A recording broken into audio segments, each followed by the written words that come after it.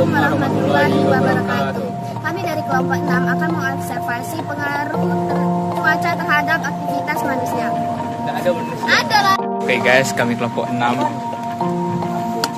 Kami akan pergi ke lokasi yang ada banjirnya karena kami mengambil tema observasi cuaca yang menghambat aktivitas manusia. Kami sedang menunggu Mbak Friska. Assalamualaikum warahmatullahi wabarakatuh. Kami dari kelompok 6 dengan saya sendiri Friska Aprilia dengan NPM 1K025034. Perkenalkan, nama saya Utama Rifala Semana dengan NPM 30. Baik, perkenalkan saya Ahmad Madu NPM 38. Di sini kami akan menggunakan banjir. Jadi teman-teman lihat, ini kurangnya irigasi mungkin itu dari salah satu faktor yang menyebabkan di sini kering. Dan lagi pula jalanannya pun lebih tinggi dibandingkan rumahnya dari dan seperti banjir pada umumnya itu dapat membawa penyakit pada masyarakat dan menghambat aktivitas manusia. Apalagi sekarang musim DBD, jadi alangkah baiknya kita sebagai masyarakat di sekitar bisa menjaga kebersihan lingkungan kita agar terhindar dari penyakit-penyakit yang ada.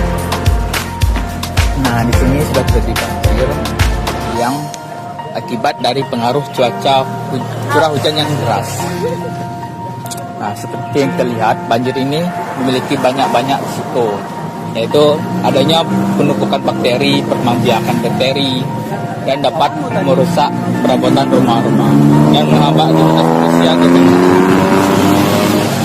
Seperti kita lihat, ada beberapa rumah yang terkena banjir, yang dimana pastinya penghuni rumah itu akan kesulitan. Seperti bapak itu, dia membangun jembatan untuk dapat menyeberang.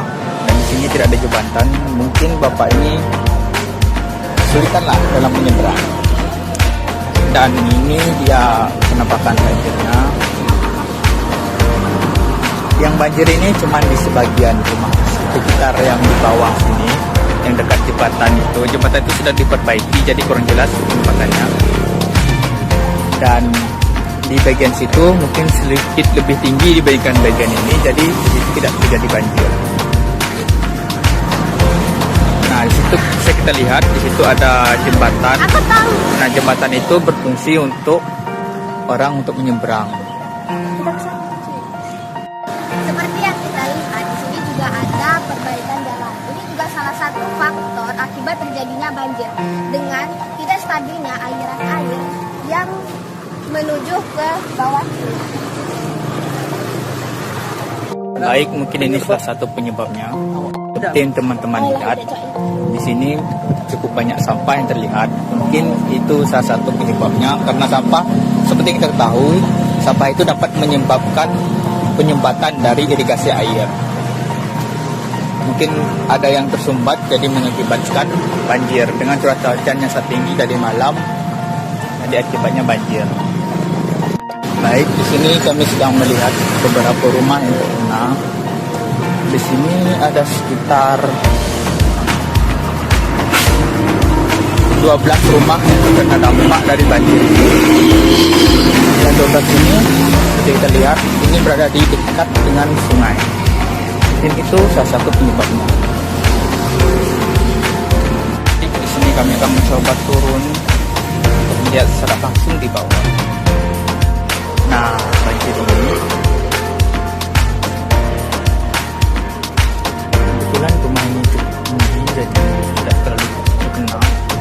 Sungai cuma di depan dan ada ikan di sini. Terlihat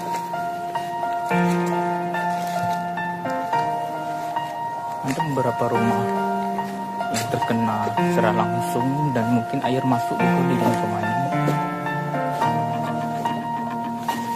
Dan kedalaman ini dibilang masyarakat setempat kemarin kedalamannya lebih dalam dibandingkan ini. Nah, itu terbukti dari beberapa sampah yang ada nyangkut di bagian-bagian tepi tebing itu. Dan kedalamannya sekitar 40 sentian kemarin, dan sekarang sudah mengurang sekitar 30-an. kedalaman yang paling dalam. Kedalaman yang paling dangkalnya bisa mencapai 20-an. Jadi ini bisa dibilang sangat berpengaruh dalam aktivitas, di mana kesulitan juga dalam bergerak dan berjalan di situ.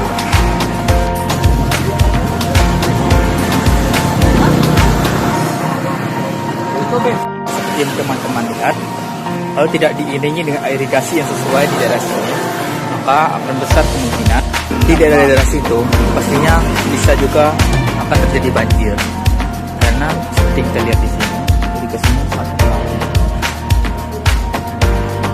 Seperti yang kita ketahui, banjir juga dapat mempengaruhi aktivitas sehari-hari. Contohnya pada rumah tangga. Saat ini kekurangan air bersih dan listrik padam. Listrik biasanya dipadamkan saat banjir karena alasan keamanan. 1. Mencegah konsleting. Air bisa masuk ke jaringan listrik, stop kontak, dan gardu. 2. Menghindari kebakaran. Konsleting akibat banjir bisa memicu percikan api yang berbahaya. 3. Mencegah tersengat listrik. Jika air banjir teraliri listrik, orang yang menginjak atau menyentuh air bisa kesentrum.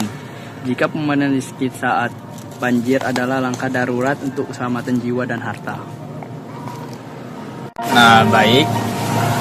Seperti teman-teman ketahui, banjir itu adalah salah satu faktor penyebab penyakit. Salah satu penyakitnya yaitu penyakit kulit pada manusia. Contohnya seperti panu, kurap. Nah, itu terjadi akibat adanya bakteri-bakteri. Yang bakteri itu dapat berkembang biak jika lingkungan sekitar lembab. Banjir juga menyebabkan masalah kesehatan seperti penyakit gatal karena sering terkena air banjir. Yang kedua ada diare dan tifus akibat minum tercemar air kotor. Yang ketiga ada penyakit demam berdarah karena banjir menyebabkan penampungan pada nyamuk. Bila ada pun cara mengatasi banjir, yang pertama yaitu tidak membuang sampah sembarangan, yang kedua itu melakukan irigasi air, dan yang ketiga melakukan reboisasi atau penanaman ulang pohon di sekitar. Seperti yang kita lihat sekarang, tidak adanya dikurangnya penanaman pohon di sekitar Perkarangan. perumahan.